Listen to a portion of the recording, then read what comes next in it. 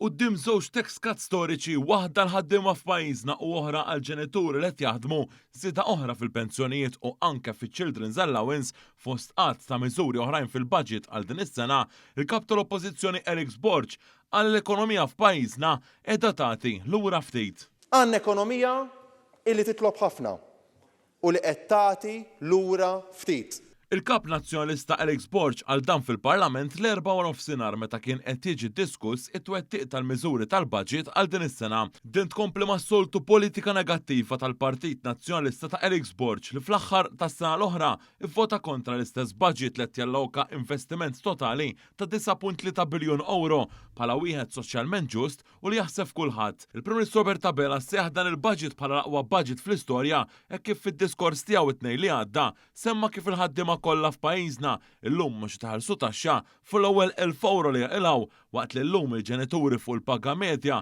laqqas qed iħallsu taxxa bid-differenza ta' żmien l-aħħar gvernijiet nazzjonalisti fejn anke dawk fuq il-paga minima kienu jiġu ntaxxati.